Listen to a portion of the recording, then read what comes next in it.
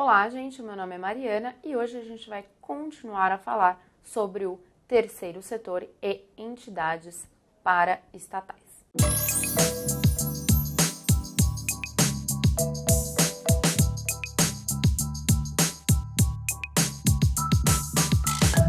Bom, pessoal, na aula passada a gente falou sobre os serviços sociais autônomos e hoje a gente vai falar sobre as organizações sociais, conhecidas também como OSs.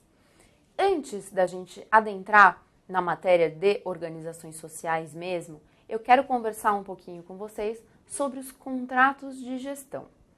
Contratos de gestão, pessoal, eles não têm uma definição legal própria. Eles funcionam mais ou menos como uma troca de favores entre os signatários, né? Onde uma das partes assina o contrato visando uma maior autonomia ou receber um maior incentivo do Estado e, em contrapartida, ela deve respeitar e cumprir metas e dentro de prazos já previstos nesse mesmo próprio contrato de gestão assinado.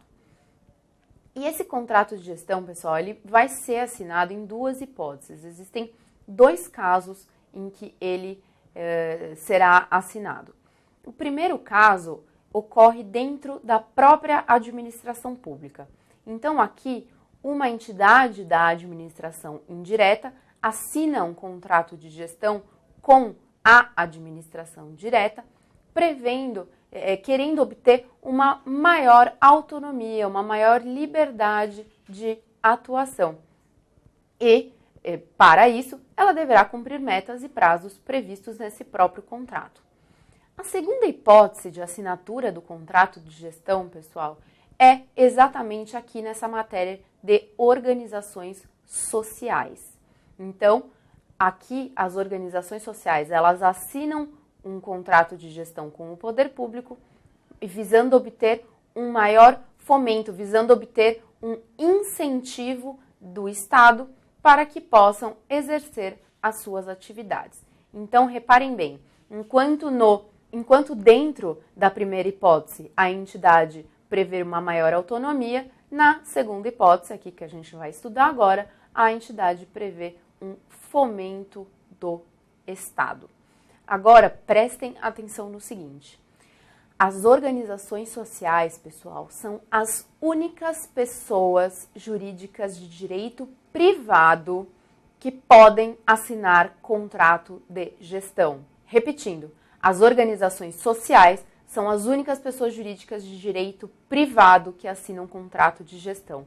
Guardem isso, porque vai ser importante depois para vocês diferenciarem as OCIPs das OSs, que a gente vai estudar OCIPs na próxima aula. Bom, então a gente vai entrar agora no tema mesmo das organizações sociais. O conceito das organizações sociais está lá no artigo 1º da Lei 9637 de 98, que eu trouxe aqui para vocês e vamos ler em conjunto. O poder público poderá qualificar como organizações sociais pessoas jurídicas de direito privado, sem fins lucrativos, cujas atividades sejam dirigidas. Aí a gente vai ter aqui o objetivo, né? O objeto das organizações sociais. Cujas as atividades sejam dirigidas ao ensino, pesquisa científica, ao desenvolvimento tecnológico, à proteção e preservação do meio ambiente, à cultura e à saúde, atendidos aos requisitos previstos nesta lei. Então, gente, da leitura desse artigo, a gente pode concluir que organizações sociais nada mais é do que uma qualificação especial de uma pessoa jurídica de direito privado sem fins lucrativos. Essa pessoa jurídica, ela vai ser qualificada como organização social, caso suas finalidades estejam lá previstas dentro dos objetos do artigo 1º da Lei 9637 de 98. No entanto, pessoal, essa qualificação de organizações sociais, ela irá advir de um ato discricionário do poder público. Ou seja, mesmo que uma pessoa jurídica de direito privado cumpra os requisitos da lei, ela pode não vir a se tornar uma organização social, porque o Estado fará um juízo de conveniência, um juízo de oportunidade para transformar aquela pessoa jurídica em organização social. Portanto, a qualificação é uma qualificação discricionária. Muito bem. Eu disse para vocês que as organizações sociais, elas assinam um contrato de gestão visando um maior fomento, um maior incentivo do Estado para as suas atividades. E como é dado esse fomento? Como é feito, né? Como é dado esse incentivo? O Estado aqui, pessoal, dentro do contrato de gestão, ele poderá fornecer bens públicos, ele poderá repassar bens públicos, poderá repassar verbas públicas e também poderá repassar, inclusive, servidores públicos. É isso mesmo. Então, o fomento, o incentivo, será tanto em relação a verbas, dinheiro vivo, a bens, e aqui, prestem atenção, esses bens públicos serão utilizados pelas organizações sociais através da permissão de uso, que nós já estudamos lá quando nós vimos os bens públicos. E também o Estado poderá ceder alguns servidores públicos para atuar dentro desta pessoa jurídica de direito privado. Mas atenção, tá, gente? Elas não fazem parte a organização social, assim como todas as outras entidades do terceiro setor, elas não fazem parte da administração pública, gente. Elas são entidades paralelas ao Estado, elas são entidades paraestatais. Então, gerou muita crítica na doutrina essa possibilidade de cessão de servidores, de agentes públicos para atuarem aí dentro dessas pessoas jurídicas de direito privado. Mas isso é possível, tá bom, pessoal? E exemplos de organizações sociais, nós temos a Santa Casa, a própria Orquestra Sinfônica aqui de São Paulo. Temos também algumas organizações que cuidam de museus, como, por exemplo, o Museu Afro-Brasileiro. São todos exemplos de organizações sociais. Então, é dessa forma que é feito o fomento, o incentivo. E da mesma forma que os serviços sociais autônomos, as organizações sociais, elas também se submetem à fiscalização do TCU. É claro, né, pessoal, possuem verbas, bens públicos e até funcionários, até agentes públicos, então elas serão submetidas à fiscalização do TCU.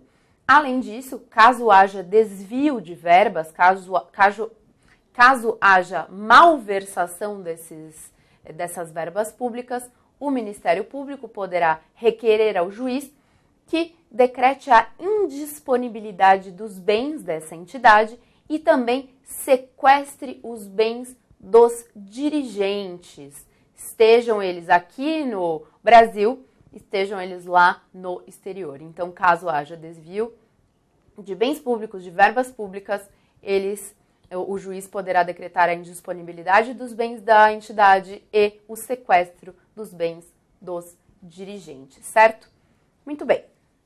E aqui eu falei para vocês, na aula passada, sobre a regra especial em relação à licitação lá nos serviços sociais autônomos. E eu falei para vocês que naquelas entidades elas não se submetiam à lei de licitação porque elas deveriam ter regulamento próprio. Aqui, pessoal, a regra em relação à licitação, ela é diferente, mas também muito importante. Prestem atenção. O Estado, ele assina contrato de gestão com a organização social visando incentivar as suas atividades. Ponto. No entanto, gente, o Estado, ele também poderá contratar estas atividades praticadas pela organização social. São duas coisas diferentes. ele pode fomentar essas atividades e também contratar estas atividades. Só que aqui, pessoal, o Estado, caso queira contratar as atividades prestadas por uma organização social, ele estará dispensado de licitar.